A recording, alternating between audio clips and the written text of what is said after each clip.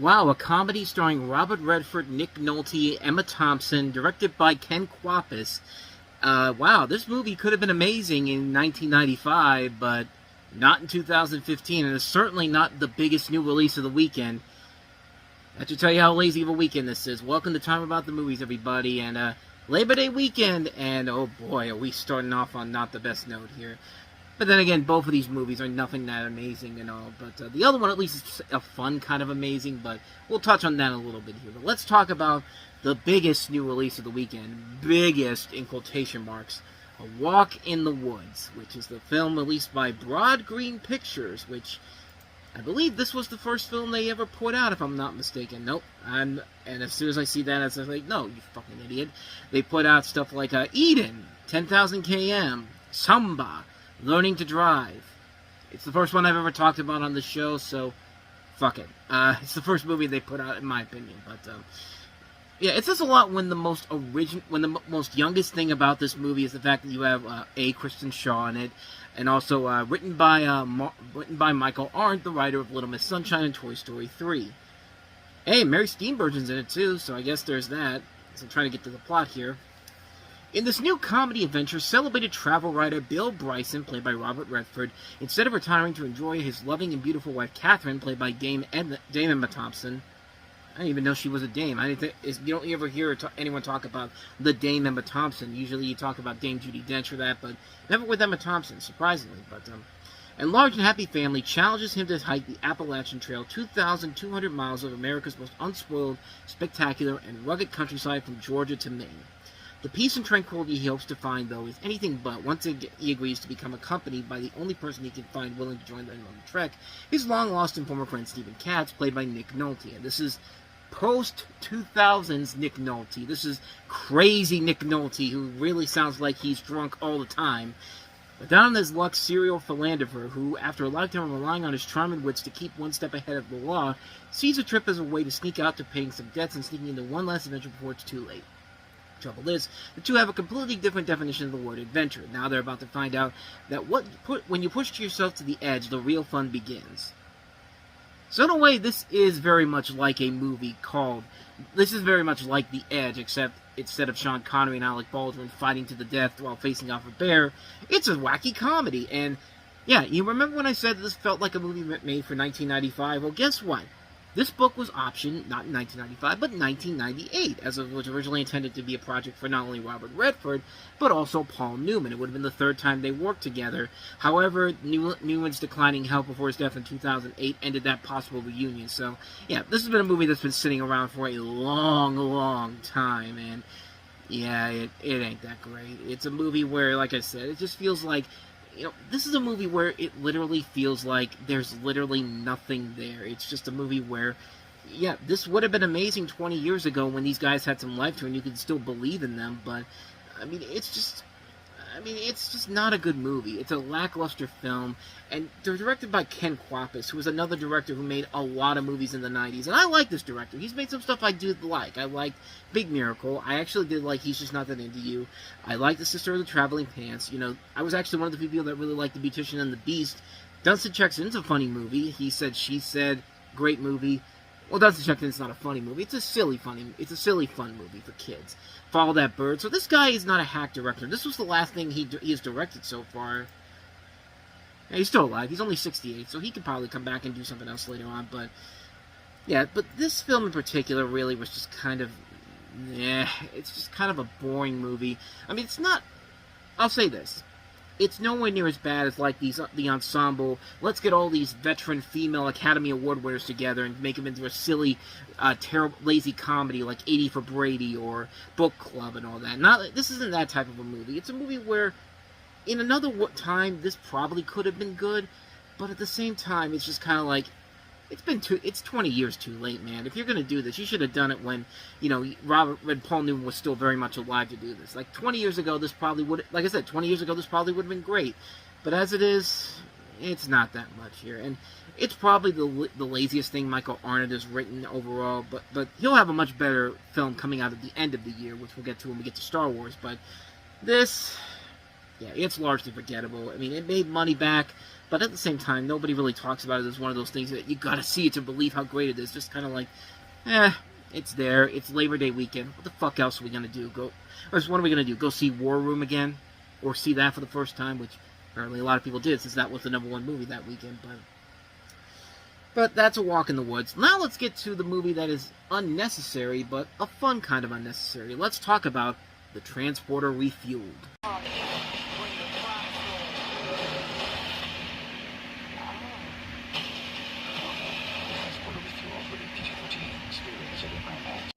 Is there any reason to go see this in IMAX? Not really, but, I mean, a movie like this, here's the thing about this movie. It's not a good movie, but there is so much that is so silly and so fun about this movie that I gotta talk about it, man.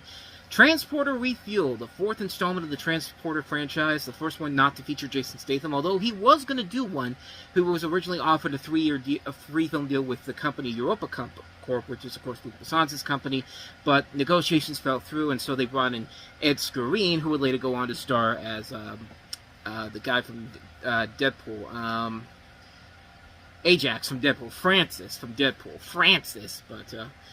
but in this movie, you have Frank, now played by this guy, finds himself caught up in a bank heist and kidnapping plot orchestrated by Anna, played by Lone Charbonneau.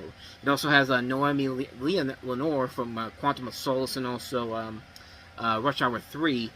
And this director, Camille Delamare, was this the same person that did Brick Mansions? I think that name sounds familiar. Yeah, the same director who did Brick Mansions. He also did editing for Transporter 3 and Taken 2. I assume he didn't do Taken 3, because, of course, that has legendarily bad editing, but yeah, this movie is not good, but there are times when this movie knows it's stupid and just goes along for the ride with it. But then again, that's what you expect from a Transporter movie, or any movie with Luc Besson, if it's good enough. Like, if it's good and not playing it straightforward. Like, the reason why Taken fell apart so quickly after the first movie was because they had no plans for a franchise after this.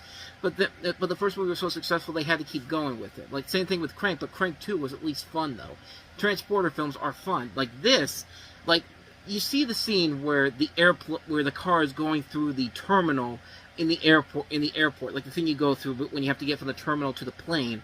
Like, that's the crux. That's not even the beginning of the absurdity. The one scene that everyone should remember from this movie is what I'm about to show you right here, and that is the jet ski scene.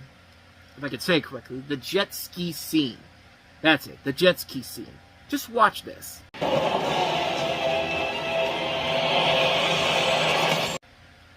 I never do this, but we need to dig through this scene shot for shot because it is glorious and beautiful. Now, I just want you to watch this over again. So it starts off with the transporter jumping off of the ship, finding the perfect angle to land on this jet ski where this other guy is waiting to shoot him. Like, you could literally see him pointing the gun right at him. Takes him out so easily.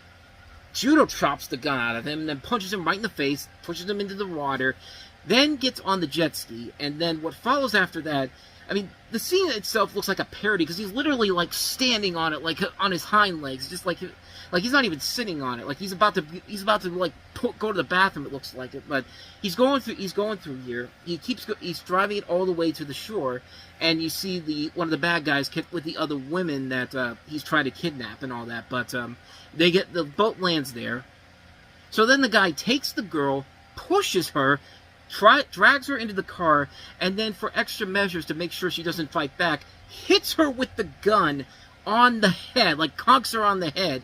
She gets knocked out, but no, we're not even done with the absurdity just yet.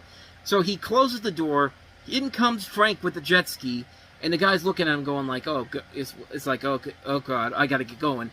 Now, I just want you to watch what happens as soon as the jet ski gets on the sand, because a jet ski, once you get on the sand, there's no way it's going to move, because unlike a dune buggy where it has wheels, the jet ski doesn't have any wheels. So once it's out of the water, it shouldn't go anywhere. Frank should be just be like flying off the jet ski as soon as he hits the sand. But no, not in this movie. No. The jet ski goes through the sand like it's nothing at all, and then here's the kicker right here. He lands right close to the door, right where the driver is, gets off the jet ski, and then just poses his way into post his way, kicking the glass out the window and hitting the driver on the head, and not just posing in a way that it would be normal. No, he stylizes the pose like it's basically he'd be basically doing this, like he should be doing it like sticking him the middle finger while he's doing this, because it's basically saying the laws of physics do not matter here. Like, that is how stupid this scene is, and yet I enjoy the hell out of this scene every goddamn time I see it. I mean, this is so stupid, and yet it is so beautifully handled. Like, I just spent 2.5 minutes talking about this 36-second clip.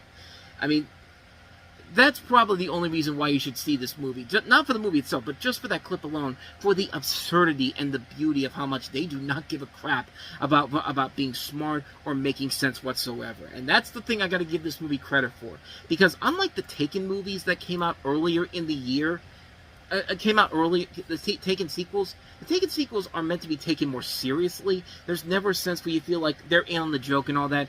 The Transporter films are clearly in on the joke, but that scene in particular doesn't say that otherwise. Then, quite frankly, I don't know what else to tell you. But yeah, that's all I gotta say about this movie, man. It's not a good movie at all, but I mean, it's fun when it's really stupid like that. So I'd say it's a guilty pleasure. That's probably the best way to describe it. And hey, it's at least better than A Walk in the Woods. Like, yeah, so yeah, that is the Transporter refuel for you, and I can tell that the gods out there are not happy about this. We actually have a storm going through right now, so I better wrap this up before we lose power. And thus, with all that said, we wrap up another episode of Time About the Movies. Next time we meet, we'll take a look at this year's No Good Deed, because it's literally released in the same weekend that No Good Deed was an unexpected hit the year before. And now you have this movie here that if it was any other movie without the stars they had involved in it, this thing probably would not have been the big hit that it was. But The Perfect Guy, featuring Sanaa Lathan, Morris Chestnut, and Michael Ealy, who don't seem like they're big box office draws, but then again, when you have same weekend, like I said, that No Good Deed came out, it's going to turn out to be a hit if you do the right marketing campaign for it. But same could also be said for our next movie, as M. Night Shyamalan tries to make his big return with The Visit, and working with the team of Blumhouse. Does it work? Yeah, it does. We'll also take a look at 90 Minutes in Heaven, which is, I'm guessing, a Christian movie. I know nothing about that one. And also Sleeping with Other People, starring Alison Brie and Jason Sudeikis. And that's about it, I think. Just those 4 movies. But, so we'll take a look at them coming up next week. But, tomorrow, I should say. We'll take a look at next week's movies coming up tomorrow. Okay, got it. Okay, I'm trying to finish this up before we lose power here. But, with all that said, thank you so much for watching this. I hope you enjoyed it. If you did, please go ahead and do me the honors of hitting that like button, that subscribe button, and that notification button. Check out our playlist. Check out our last episode. Whether it's in the past, the present, or the future, I will see you guys at the movies. So take care. See you next time.